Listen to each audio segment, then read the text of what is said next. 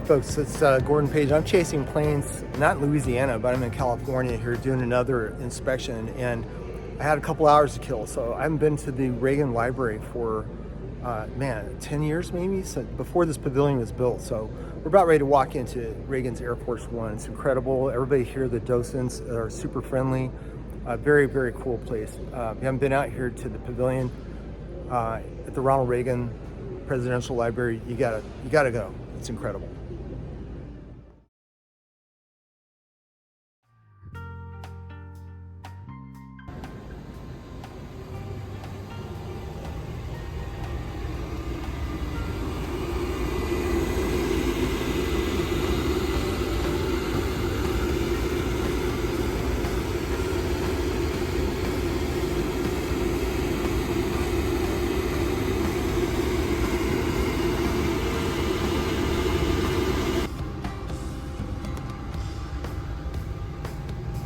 Old plane. It is an old plane. Yeah. It's incredible. This is the communication center for the airplane. So 2 Air Force sergeants would sit in these chairs and handle all the communications on and off the plane, whether it's secure or unsecure. Wow. So the president could speak to anybody in the world securely from this airplane. Incredible. Even on these old computers, then, huh?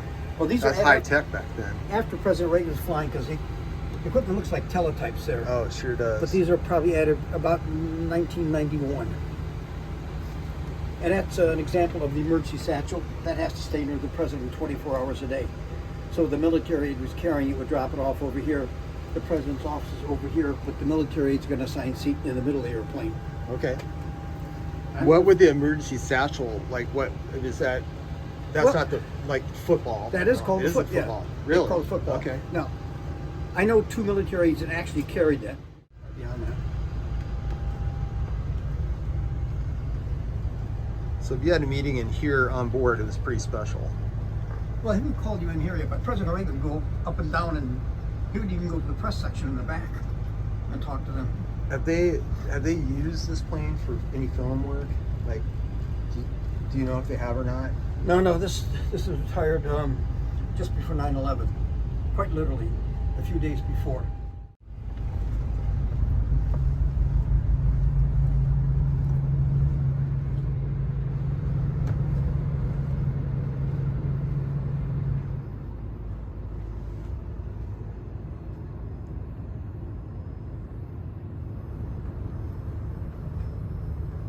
So senior staff consists of the president's doctor right here, chief of staff right here. Remember the press secretary Brady who was shot? That's his seat.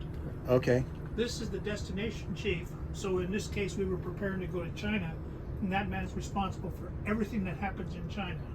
Okay. And then this guy is the president's military attaché, and his responsibility is keeping the football within one pace of the president anytime the president is out of the Oval Office. Okay. So it's a little ways than 1 foot right now. I saw it up front. Yeah, but president's in the Oval Office right now, so it's not necessary. Ah.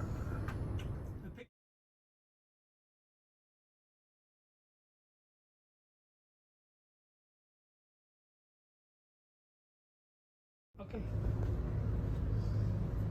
So Secret Service. And then we had the attendants on board here. And then you had the press back here. They call the dog patch. How are you? I'm good. So welcome to the back of the bus. This is the press area, isn't it? It is. So right here on the left side is the press. They get 10 seats, and they have to pay full first class fare plus $1. Okay. And the dollar shows that they're not part of the federal government. So when they go home, they can write whatever they want. That's great. Yeah. That way now. Those 4 seats up there, that's for repair people. Maintenance guys or people who've been there right. for anything. Yeah, and then this is the large galley that serves everyone from here forward up to that picture. Yeah. And everybody on the plane gets the same food. Maybe they told you that. And right in here is a chocolate cake. Did you get a picture? I did. So, Reagan, every time he flew, he had a cake. And if it was your birthday or anniversary, he would cut it and serve it to you and say, if you have to work on your birthday, you are going to get a piece of cake. Wow. He did It's a, oh, yeah. That's incredible. Well, he was a pretty good guy.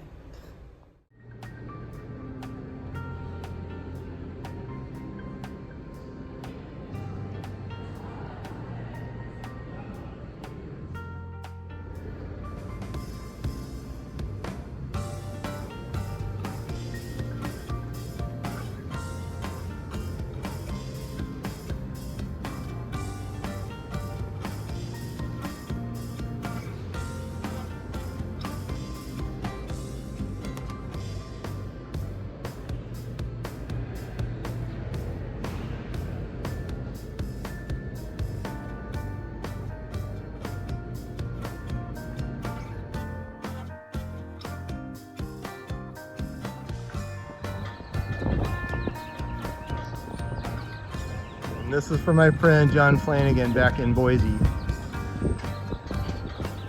F-14. And they've actually got some armor here too. So this is an area here, you don't want to miss this area because it would be easy to do if you're here at the library.